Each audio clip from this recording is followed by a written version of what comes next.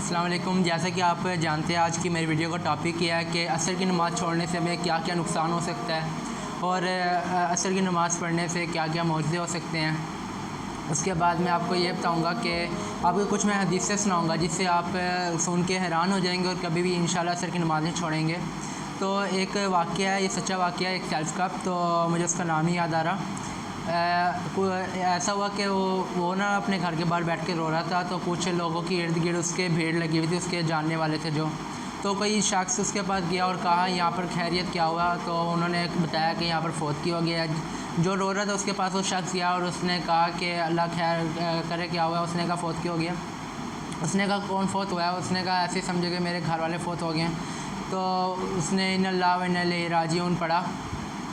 जब उसने ये पढ़ा तो उसके साथ वाले एक शख्स ने कहा कि नहीं, एक ये इसलिए नहीं है, मतलब कि एक सही बुखारी की हदीस है कि जिसने इस बारे में ऐसी हदीस है, तो इसके ऊपर ये उदास बैठा है शख्स। अब देखें उधर का ना एक क्राइटेरिया भी ऐसा ही था, उधर की कॉलोनी भी एक ऐसी थी। वो आपस में इस तरह से, मतलब जो बंदे इर्द गिर्द के थे वो इस लिहाज से मतलब एक दूसरे के साथ बैठते थे, उनसे ये बातें करते थे कि आपने आज असर की नमाज़ नहीं पढ़ी, आपने ये नमाज़ नहीं पढ़ी। वो ऐसा ध्यान रखते थे उस बंदे पे कि उसकी हर नमाज का पता रखते थे।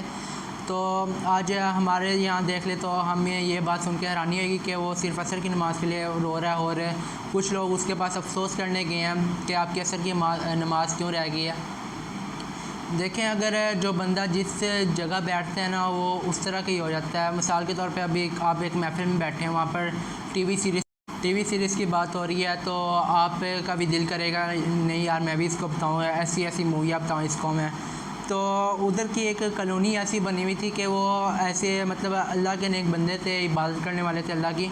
तो वो अपनी 5 नमाज का ध्यान रखते थे, एक एक नमाज का वो ध्यान रखते थे, दूसरे का भी ध्यान रखते थे कि इसने पढ़ी है कि नहीं पढ़ी। तो आज ही तो हमारे यहाँ ये तो बिल्कुल कुछ नहीं है। पाकिस्तान में देख ले कैसे हालात हैं। तो एक और हदीस है कि जिसने जान पूछ के असर की नमाज़ छोड़ी उसके सारे अमाल राद हैं, उसके सारे अमाल ज़ाया हैं। ये सिर्फ़ हमें सिर्फ ये हदीस से डराने के लिए है कि अल्लाह की तरफ हमें रोज़ अल्लाह ताला से हमें अल्लाह ताला की हमें इबादत में लगे, नमाज़ अपनी ना छोड़ें। ये हदीस से सिर्फ हमें डराने के लिए है और इसका कोई और मकसद नहीं है। तो इस तरह वो बंदा ऐसे अफसोस कर रहा था कि उसके सच्ची में कोई फौतगी हो गई हो, उसकी असर की नमाज़ रह जाने से वो इतना शर्मिंदा हुआ, इतना रो रहा है, वो अफसोस कर रहे हैं। तो आज हमें देखें कि हमारी कहीं की नमाज़ें रह जाती, कहीं की साल कोई होते हैं, कहीं साल नहीं पढ़ते, हमें हमारा इस तरफ बिल्कुल ध्यान नहीं जाता। तो आज मैंने आपको ये 2 हदीसें सुनाई हैं। मेरा ये मकसद था कि आपको पता चले कि कितना बड़ा नुकसान है। अल्लाह ताला हम सबको 5 वक्त का नमाज़ी बनाए। और आपको मैं बताता हूँ एक और कि किसी सहाबी ने हज़रत मोहम्मद सल्लल्लाहु अलैहि वसल्लम से पूछा कि सबसे अच्छा बंदा, सबसे अच्छा अमल कौन सा है। तो हज़रत मोहम्मद सल्लल्लाहु अलैहि वसल्लम ने फरमाया कि जो बंदा अपनी नमाज का ध्यान रखता है, 5 वक्त का नमाजी हो। हज़रत मोहम्मद सल्लल्लाहु अलैहि वसल्लम ये भी कह सकते थे कि भूखों को खाना खिलाना, ज़कात देना, ऐसे हज़रत मोहम्मद सल्लल्लाहु अलैहि वसल्लम और भी कुछ कह सकते थे, लेकिन उन्होंने कहा जो वक्त के ऊपर अपनी नमाज़ पढ़ें वो सबसे बेहतर अमल है। तो फिर पूछा, उन्होंने कहा जहाद। उसके बाद फिर उन्होंने पूछा तो उन्होंने कहा अपने माँ बाप के साथ अच्छा सलूक करना। आज का तो दौर भी ऐसा चल रहा है, फितने का दौर चल रहा है, तो हमें एहतियात करनी चाहिए। और मैंने जो आपको हदीस से 2 सुनाई है, हमें आपको इसके ऊपर गौर व फिक्र करनी चाहिए कि पहली हदीस में आपको मैंने बताया कि जिसने असर की नमाज़ छोड़ दी गोया उसने, और दूसरी हदीस मैंने आपको बताई है कि जिसने असर की नमाज़ छोड़ दी उसके सारे अमाल रद्द हो गए। तो हमें इस बात के ऊपर गौर व फिक्र करनी चाहिए। दैट सी बात, अगर एक नमाज का इतना बड़ा नुकसान है तो बाकी नमाज का क्या नुकसान होगा, आप खुद सोच सकते हैं। तो उम्मीद है आपको इंशाल्लाह उम्मीद है अल्लाह ताला में 5 वक्त नमाज़ पढ़ने की तौफीक अता फरमाए। शुक्रिया।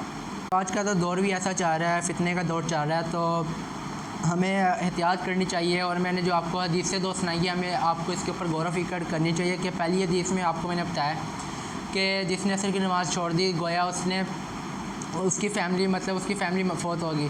तो दूसरी हदीस मैंने आपको बताई है कि जिसने असर की नमाज़ छोड़ दी उसके सारे अमाल रद्द हो गए।